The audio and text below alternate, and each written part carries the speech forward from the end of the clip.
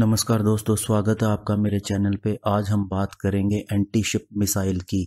और अगर हम पिछले डिकेड को देखें तो इसका रोल काफ़ी रहा है, लेकिन कुछ समय से ऐसा हुआ जैसे कोल्ड वार है या ग्लोबल वार ऑन टेरर है, तो नेवीज़ का इसके ऊपर ध्यान काफ़ी कम रहा है। और अगर हम वेस्टर्न नेवीज़ की बात करें तो उन्होंने इस पर ज़्यादा ध्यान नहीं दिया, क्योंकि उनके मिडल ईस्ट में या सेंट्रल एशिया में जो भी ऑपरेशन रहे हैं उनका फोकस लैंड फोर्सेस पर ही रहा है और उनकी मदद करने के लिए ही रहा है।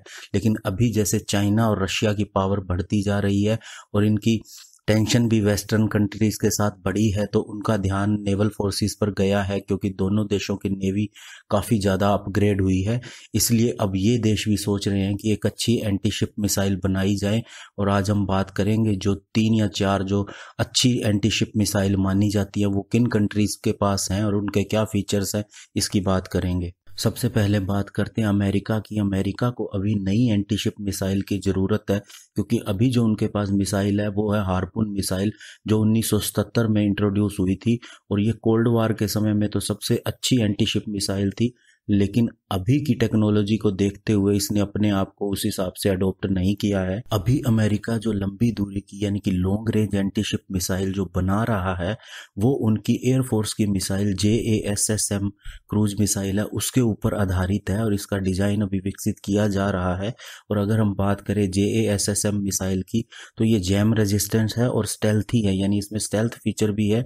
ये 500 माइल्स तक जा सकती है और 1000 पाउंड का या कि 450 किलोग्राम का वारहेड अपने साथ ले जा सकती है। और अगर टारगेट को ध्वस्त करने की बात करें तो 3 मीटर के अंदर अंदर यह अपना वारहेड गिरा सकती है और तकरीबन सभी यूनाइटेड स्टेट के जो जहाज या फाइटर जेट है वो इसको ले जा सकते हैं। अगर हम इस मिसाइल को ब्रह्मोस से कंपेयर करें तो इसकी स्पीड बहुत ज़्यादा नहीं है, ये सुपरसोनिक नहीं है, सबसोनिक मिसाइल है।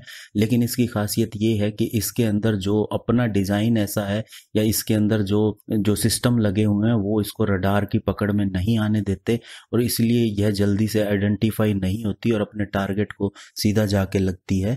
अगर हम इसकी रेंज की बात करें तो इसकी रेंज तकरीबन वही होगी जो उनके एयरक्राफ्ट की मिसाइल JASSM की है, यानी कि 500 माइल्स। लेकिन ये अभी उनके द्वारा यूज़ की जाने वाली हार्पून मिसाइल है, उससे काफ़ी ज़्यादा होगी। और इस मिसाइल का सबसे बड़ा फ़ायदा ये होगा कि अमेरिका के पास अभी तक 2 तरह के डेस्ट्रॉयर हैं, MK-41 और MK-57।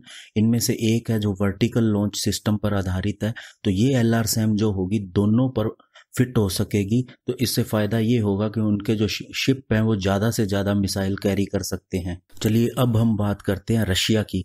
रशिया के पास जो मिसाइल एंटी शिप मिसाइल है उसे बोलते हैं क्लब मिसाइल। एक्चुअली ये एक इंडिविजुअल मिसाइल नहीं है, ये एक तरह के मिसाइल्स की फैमिली है जो अलग अलग तरह से इस्तेमाल होती हैं। और जो एंटी शिप वर्जन है उसका नाम है 3M54E1 एंटी शिप वेरिएंट। तो ये मिसाइल जो होती है वो लैंड अटैक भी करती हैं, एंटी सबमरीन मिशन के लिए भी काम में आती हैं, एंटी शिप भी होती हैं, लेकिन उनके नंबर अलग अलग हैं। और अगर इसके एक्सपोर्ट की बात करें तो ये अभी तक अल्जीरिया, चाइना और इंडिया को एक्सपोर्ट की गई हैं। अब हम बात करें क्लब फैमिली की तो इसके 4 वर्जन हैं। इसमें जो क्लब S है वो टोरपीडो से लॉन्च होती है किसी दूसरी सबमरीन को निशाना बनाने के लिए। क्लब N है वो शिप से ही लॉन्च होती है दूसरे शिप को या किसी अन्य एयरक्राफ्ट को अटैक करने के लिए। क्लब M है वो लैंड बेसिस से रिलीज होती है। और क्लब K है जो वो एक तरह से शिपिंग कंटेनर होता है जो कि छिपाया गया होता है, उसमें से लॉन्च हो सकती हैं। अब हम बात करें क्लब मिसाइल की टेक्नोलॉजी की तो इसकी यह 2 स्टेज पर आधारित है। पहली है सॉलिड फ्यूल्ड। इसके अंदर क्या होता है, जो इसके अंदर का फ्यूल होता है वो इसको इसकी अल्टीट्यूड तक यानी कि उस ऊंचाई तक ले जा सकता है जहां से ये टारगेट को फिर अटैक करती है। तो इसके लिए पहले फ्यूल काम में आता है, उसके बाद में इसका टर्बोफैन इंजन जो होता है इसे टारगेट तक लेके जाता है दूसरी स्टेज में। और ये टर्बोफैन इंजन के साथ साथ इसके अंदर रडार सीकर भी लगा होता है जो कि GPS सिस्टम से टारगेटेड होता है, और इसके अंदर खुद का नेविगेशन सिस्टम भी लगा होता है। और अगर हम इसके वारहेड की बात करें तो वो लगभग 881 पाउंड यानी कि 400 किलोग्राम का होता है। अगर इसकी स्पीड की बात करें तो वैसे तो इसकी स्पीड 0.8 मैक होती है, लेकिन कुछ एक ऐसे वर्जन है जिनमें 2.9 मैक भी इसकी स्पीड हो जाती है, ताकि एनिमी के शिप के रडार को धोखा दिया जा सके और टारगेट को किल किया जा सके। अब हम अगर इसकी रेंज की बात करें तो इसकी रेंज है 300 किलोमीटर, या फिर 186 माइल्स। और ये इसका कारण क्या है, इसकी रेंज जो कम है, क्योंकि रशिया MTCR ग्रुप का मेंबर है, यानी कि मिसाइल टेक्नोलॉजी कंट्रोल रिजाइम जो है उसका सिग्नेटरी है। और इसके अंदर जो मैक्सिमम अलाउएबल जो रेंज है किसी भी क्रूज मिसाइल जो न्यूक्लियर टेक्नोलॉजी से है या न्यूक्लियर कैपेबल है, वो 300 किलोमीटर है। अदरवाइज हम मान सकते हैं कि इसकी रेंज और भी ज़्यादा होती। अब हम बात करते हैं जापान की। जापान की जो मिसाइल है एंटी शिप, उसका नाम है XASM, और इसके अभी तक 2 वर्जन बन चुके हैं। और जापान की मिलिट्री डॉक्ट्राइन के हिसाब से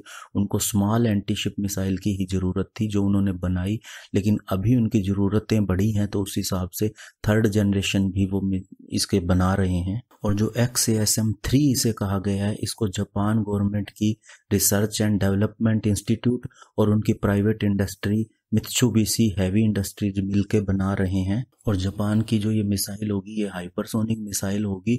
इसमें 2 स्टेप होंगे। पहला स्टेप होगा सॉलिड फ्यूल्ड रॉकेट, और दूसरा इसके अंदर रैमजेट इंजन लगा होगा जो इसे पावर देगा। और इसकी स्पीड होगी तकरीबन 5 मैक तक। और इसकी खासियत ये होगी कि ये भी एनिमी को सिर्फ 15 सेकंड का समय देगी रिएक्ट करने के लिए। जहां तक इसके वेट की बात है तो वो 1900 पाउंड होगा, यानी 860 किलोग्राम।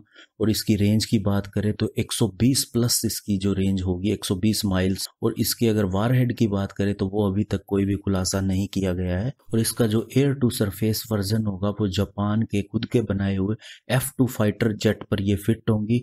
इसके अलावा हो सकता है कि उनका Kawasaki P1 maritime petrol aircraft है, उस पर भी इसको इंटीग्रेट किया जा सके। और इसको जापान के F-35A जो उन्होंने अमेरिका से परचेज किए हैं उस पर भी फिट किया जा सकता है। लेकिन ये होगा कि उसको उसके अंदर फिट नहीं किया जा सकता, उसके बाहर लगाना पड़ेगा। क्योंकि F-35 एक स्टेल्थ जेट है तो इसके सारे वेपन इसके अंदर इंटीग्रेट होते हैं, इसलिए कोई बहुत ज़्यादा फायदे वाली बात नहीं होगी। इस मिसाइल का निर्माण 2002 में शुरू हुआ था और 2016 तक इसको पूरा कर लिया जाना था, लेकिन ये थोड़ा सा ज़्यादा समय लग गया।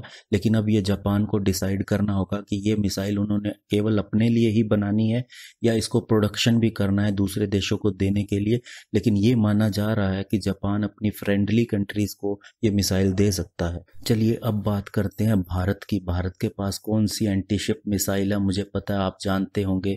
जी हाँ, ब्रह्मोस। ब्रह्मोस जो कि रशिया और इंडिया ने मिलकर बनाई है। इसका निर्माण 1990 में शुरू हुआ था और सन 2000 तक इसे पूरा कर लिया गया। और ये एंटी शिप मिसाइल जो है इंडियन आर्म्ड फोर्सेस यूज़ कर रही हैं। और ये लो एल्टीट्यूड पर सबसे फास्टेस्ट मिसाइल है जो कि पूरे वर्ल्ड की सबसे फास्टेस्ट है। और ब्रह्मोस भी 2 स्टेजेस पे काम करती है। पहली है सॉलिड फ्यूल रॉकेट सिस्टम जो इससे स्पीड प्रोवाइड करता है, और दूसरा है इसके अंदर रैमजेट इंजन जो इसे बाद में गति प्रदान करता है मैक 2.8 तक। और इस मिसाइल की खासियत ये है कि ये समुद्र के ऊपर 10 मीटर की ऊंचाई पर ही उड़ सकती है, यानी ये टारगेट को ध्वस्त करने के लिए 10 मीटर की ऊंचाई पर जा सकती है, जो इसे एक प्रॉपर्टी बोलते हैं सी स्किमर, वो भी प्रदान करती है। ये सी स्किमर क्या होता है, इसमें इस प्रॉपर्टी के हिसाब से मिसाइलें जो होती हैं वो समुद्र पे कम से कम ऊंचाई पे उड़ती हैं। और इसका फ़ायदा ये होता है ये एनिमी जो शिप होते हैं उनके रडार की पकड़ में नहीं आती। तो ये इसकी खासियत है। और इसकी जो रेंज है वो 290 किलोमीटर है। ब्रह्मोस मिसाइल है, इसको लैंड से भी लॉन्च किया जा सकता है, यानी सरफेस टू एयर भी किया जा सकता है, और इसे शिप से भी लॉन्च किया जा सकता है, और इसे एयर टू शिप भी लॉन्च किया जा सकता है। जैसा कि आपने सुना होगा सुखोई 30 MKI से हमने इसे लॉन्च किया था। और इसकी जो रेंज है जो एयर टू सरफेस वर्जन की वो 500 किलोमीटर तक है। और अभी इसका सबमरीन वर्जन भी लॉन्च किया जा रहा है, उस पर भी काम चल रहा है। उसके बाद इसे सबमरीन से भी लॉन्च किया जा सकेगा। अगर हम ब्रह्मोस की स्पीड के हिसाब से आइडिया लगाएं तो इसकी स्पीड जो है 2.8 मैक, उस हिसाब से ये 952 मीटर पर सेकंड की स्पीड से जाती है। और अगर एनिमी का रडार अगर 20 मीटर की ऊंचाई पर भी हो तो भी ये सिर्फ 27 किलोमीटर उसके नज़दीक आने के बाद उसको पता लगता है, और सिर्फ 28 सेकंड का समय देती है रिएक्ट करने के लिए। इसलिए यह बहुत अच्छी मिसाइल है। अब हम बात करते हैं अभी तक की लेटेस्ट जो एंटी शिप मिसाइल है, जिसे कि नॉर्वे की कोंग्सबर्ग कंपनी ने बनाया है, इसका डिज़ाइन भी बनाया है। ये माना जा रहा है कि 5th generation anti ship missile है, जैसा कि उनका कहना है। अगर हम इसके सिस्टम की बात करें तो इसके अंदर भी 2 स्टेजेस सिस्टम है, और जो सेकंड स्टेज में इसमें टर्बोफैन इंजन लगा हुआ है, और ये इसके अंदर भी सी स्किमर प्रॉपर्टी है, यानी ये 10 मीटर की ऊंचाई तक उड़ सकती है, जैसा कि इसके वीडियो में दिखाया गया है। और इसकी स्पीड जो होगी वो हाई सबसोनिक होगी, यानी सुपरसोनिक से कम और सबसोनिक से ज़्यादा। अब इस मिसाइल की खासियत की बात करें तो ये फुल्ली पैसिव होगी। इसका मतलब ये है कि इसके अंदर कोई भी ऐसे एक्टिव सेंसर्स नहीं लगे होंगे जो टारगेट को ट्रैक कर सके, और इसके ये ना ही ये कोई इंफ्रारेड रेंज छोड़ेगी, ना कोई रडार वेव छोड़ेगी, इसलिए इसको डिटेक्ट करना भी मुश्किल होगा। इसकी रेंज की बात करें तो इसकी रेंज होगी 185 किलोमीटर, इसका वेट होगा 410 किलोमीटर, और इसके वारहेड का जो वेट होगा वो होगा 125 किलोग्राम। तो ये थी जो मिसाइलें मैंने आज आपसे डिस्कस की। इसके अलावा अमेरिका का सुना है कि वो ऐसी मिसाइल भी बना रहा है, एंटी शिप मिसाइल, जो उनके F-35 में फिट हो सके। इसका शिप टू सरफेस जो वर्जन है उसका टेस्ट भी किया गया था, जो सफल भी रहा था, और 2023 तक वो F-35 पर फिट होने वाली क्रूज मिसाइल बना लेंगे। और अभी की अगर हम बात करें जो सबसे अच्छी मिसाइल मानी जाती है, एंटी शिप मिसाइल कह लो या क्रूज मिसाइल, वो है ब्रह्मोस मिसाइल, क्योंकि इसकी स्पीड भी सबसे ज़्यादा है और ये टारगेट को रिएक्ट करने का सबसे कम समय देती है। और ब्रह्मोस का सुना है कि 600 किलोमीटर दूरी का वर्जन भी बनाया जा रहा है। तो देखते हैं आगे क्या होता है। धन्यवाद। जय हिंद।